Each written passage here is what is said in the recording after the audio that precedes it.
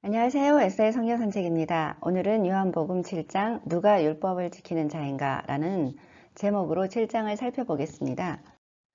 7장의 배경은 7장 2절을 보시면 유대인의 명절인 초막절이 가까운지라 라고 기록되어 있듯이 7장과 8장의 배경은 초막절입니다. 이 초막절을 지키는 이유는 수확에 대한 감사와 그리고 출애굽을 한 후 광야 시절에 반석에서 물을 내시고 또 만나를 주시고 불기둥과 구름기둥으로 그들의 조상들을 인도하신 하나님의 인도하심과 보호하심을 기념하기 위해서 이 초막절을 지키고 있는 것이죠. 자, 이 초막절에 예수님께서도 예루살렘에 오셔서 성전에서 예수님께서는 말씀을 가르치십니다. 그 말씀을 이제 한번 살펴보면 첫 번째는 예수님께서는 자기 영광을 구하는 자와 보내시니 즉 하나님이죠. 하나님의 영광을 구하는 자 이 두 대립을 말씀을 하시죠. 그리고 7장 18절에 보시면 스스로 말하는 자는 자기 영광만 구하되 보내신 이의 영광을 구하는 자는 참되니 그 속에 불의가 없다. 그래서 자기 영광과 자기의 유익과 자기의 어떤 인정을 위해서 일하는 자와 정말 하나님의 뜻과 정신을 위해서 하나님의 영광을 위해서 일하는 자의 그 대립을 말씀을 하시고 있죠. 그리고 우리가 율법을 지키는 데 있어서도 이 율법을 자신들의 영광을 위해서 사용을 하는 건지 아니면 그 율법 안에 있는 하나님의 정신과 뜻으로 이 율법을 사용하는지에 따라서는 굉장히 큰 차이가 있다는 것을 말씀하고 있습니다. 자, 두 번째는 누가 율법을 지키는 자인가? 7장 19절에 이렇게 말씀을 하고 계십니다. 모세가 너희에게 율법을 주지 아니하였느냐? 모세가 율법을 주셨죠. 하나님에게 율법을 받아서 이스라엘 유대인에게 율법을 주었습니다. 그런데 너희 중에 율법을 지키는 자가 없도다. 이렇게 말씀을 합니다. 자, 이 당시에 율법에 목숨을 건 이들이 있었죠. 율법학자와 그리고 바리새인들, 서기관들, 종교 제사장들이 굉장히 율법을 엄격하게 지켰죠. 그런데 예수님께서는 이렇게 말씀하시죠. 너희 중에 율법을 지키는 자가 없다. 너희가 어찌하여 나를 죽이려 하느냐? 이렇게 7장 19절에 말씀을 하고 있습니다. 그러면서 예수님께서는 할례의 예를 들어서 그들의 율법관에 대해서 말씀을 하시고 있죠. 이 할례라는 것은 아브라함 때 처음 할례의 법을 하나님께서 주셨죠. 그리고 이제 모세를 통해서 이 할례의 법이 율법 안에 이제 들어가 있죠.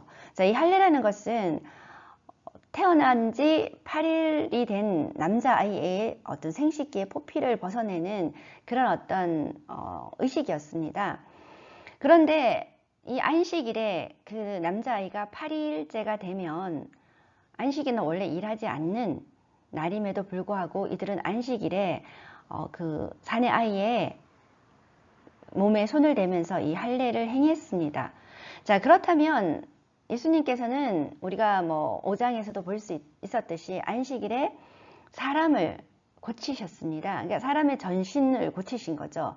자, 그런데 그들은 안식일에 할례를 행하는 것은 그들은 율법을 철저하게 지켰다고 생각을 하면서 안식일에 그 작은 어떤 생식기를 잘라내는 것이 아니라 사람을 온전히 회복하고 치유하는 예수님의 행위는 율법을 어긴 것이고 그러면서 예수님을 죽이려 하는 그런 모의를 했다는 것의 그 모순을 예수님께서는 밝히시죠.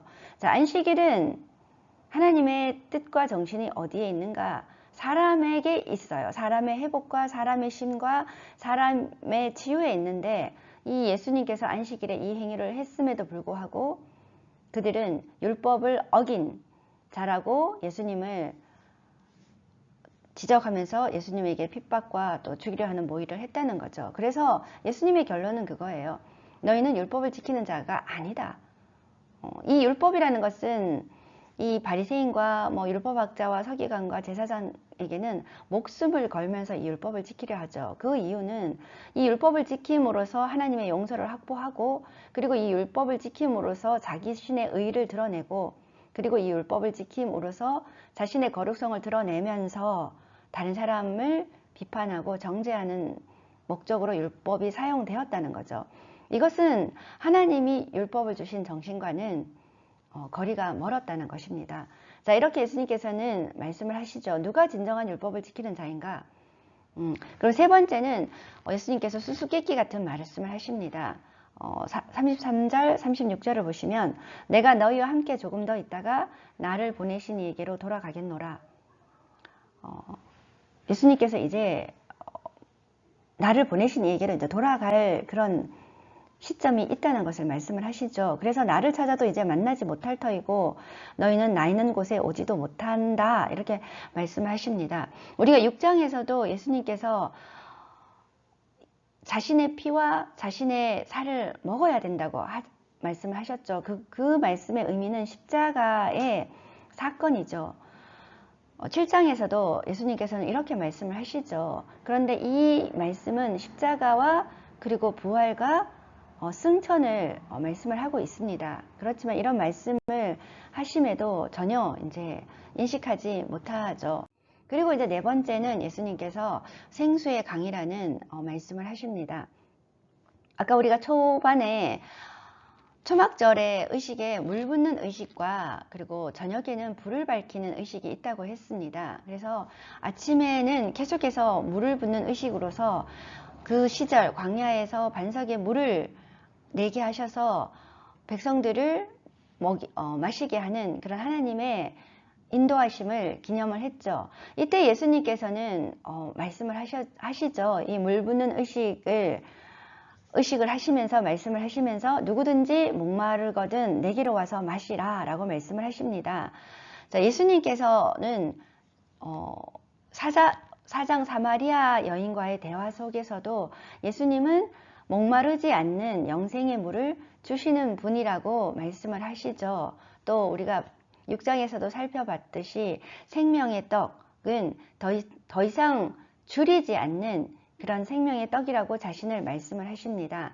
그래서 예수님께 오는 자는 영원히 목마르지 않는 물을 주겠노라고 말씀을 하시면서 예수님은 이렇게 또 말씀을 하십니다. 나를 믿는 자는 성경에 이른과 같이 그 배에서 생수의 강이 흘러나온다 라고 7장 33절과 36절은 말씀을 하고 있습니다. 이 생수의 강이라는 것은 성령을 말한다 라고 또 7장에서는 부연 설명을 하죠. 우리가 구약 성경에는 이 성령에 대한 예언이 많이 들어 있습니다. 그 중에서도 가장 이제 두드러지는 것은 에스겔 47장의 생수의 강, 믿는 자들이 받을 성령에 대해서 이야기를 하고 있죠. 이 성령은 예수님의 죽음 이후에야 예수님께서 또 약속을 하십니다. 내가 이제 성령을 보낼 것이라는 그런 어떤 약속과 함께 이 성령의 완전한 사역은 예수님의 죽음과 부활과 승천 이후에 성령의 완전한 사역이 시작되죠. 자, 그렇다면 성령은 구약에서는 없었나? 아닙니다. 이 성령은 삼위일체 하나님의 그 성령 하나님은 태초에 계셨고 구약에는 특별한 사람에게 이 성령이 임했습니다. 그 특별한 사람이라는 것은 왕이나 제사장이나 선지자들에게 이 성령이 임했죠. 그런데 이제 예수님이 죽으시고 부활하시고 승천하시면서 예수님이 그 전에 말씀하셨던 이제는 내가 너희들에게 성령을 보낼 것이라는 말씀을 하시면서 그 말씀의 약속의 성취가 온전히 이제 이루어지는 대단한 반전의 사건이 일어나는 거죠. 그래서 예수님 이후에 우리가 앞에서도 살펴봤지만 인종을 초월하고 지역을 초월하고 그것이 성령의 역사로 인한 완전한 어떤 사역으로 인해서 그 복음이 전파되는 것을 우리가 또 지금 현재에도 우리가 목도할 수 있다는 것이죠. 자, 이렇게 7장의 결론은 두 번째 혼돈과 나님으로 나타납니다. 우리가 6장에서 예수님께서 나의 살과 피를 먹어야 한다. 그렇게 말씀하셨을 때 엄청난 혼돈과 나님이 있었죠. 그래서 많은 사람들이 떠나고 12제자만 남아있는 그런 6장의 결론에 이어서 7장에도 예수님께서 이렇게 말씀을 수수께끼 같은 말씀을 하시니까 전혀 그것을 인지 못하고 두 번째 혼돈으로 해서 이렇게 나뉘어지는 것을 볼 수 있습니다. 예수님을 옹호하는 자와 예수님을 죽이려 하는 자죠. 자, 예수님께서는 너희들은 율법을 알지 못한다. 율법을 알지 못하는 이 무리들, 자신들은 굉장한 율법에 거의 매몰이 돼서 율법을 지킨다고 하지만 예수님의 평가는 율법을 알지 못하는 무리들, 바리새인들, 특히 바리새인과 율법학자와 서기관과 제사장들을 지적합니다. 그 이유는 이들이 율법의 형식적인 율법 준수에만 너무나 매몰되어 있고 진정으로 영적인 어둠에 갇혀 있다는 거죠. 영적인 어둠에 갇혀 있다는 것은 하나님의 뜻과 정신은 전혀 거리가 먼 방향으로 가고 있다는 것입니다. 이렇게 해서 정말 율법을 잘 지키는, 율법에 매몰되어 있고 율법의 형식적인 면을 철저하게 지키면서 그 율법을 가지고 자신들의 영광을 구하는 자들에게 예수님은 너희는 율법을 알지 못하는 자들이고 너희들은 영적인 어둠에 갇혀 있는 자들이라고 평가를 내리십니다. 자, 이렇게 하고요. 7장의 마지막은 바리새인 니고데모의 출현이 일어납니다. 니고데모는 바리새인이죠. 그 영적인 어둠에 갇혀 있는 바리새인인데 이 니고데모는 요한복음 3장에 예수님을 찾아오죠. 그리고 위로부터 오는 탄생, 거듭남 중생에 대해서 예수님과 대화를 나눕니다. 그리고 7장에서 이 율법을 너무나 잘 안다고 하는 사람이지만 정말로 율법을 알지 못하는 이들이 그 율법을 가지고 예수님을 이제 정죄하고 예수님을 잡으려고 할 때 이 니고데모가 율법을 말하면서 그들이 예수님을 대하는 태도가 율법에 어긋났다는 것을 상기를 시킵니다. 그리고 이 니고데모는 요한복음 후반부 19장에 다시 나타나서 그의 믿음의 그 성숙을 또 한번 나타내죠. 그런 어떤 니고데모의 변화도 요한복음에서는 좀 아주 재미있는 그런 어떤 사건이 됩니다.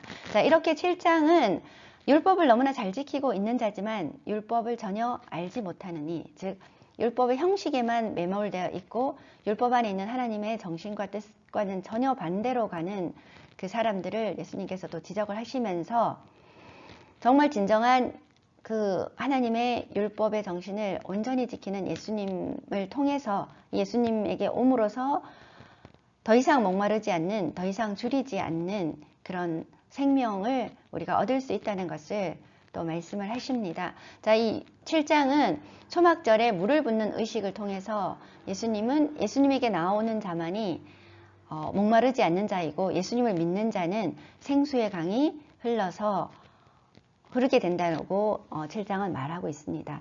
자, 다음 주에는 8장으로 여러분을 찾아뵙겠습니다. 감사합니다.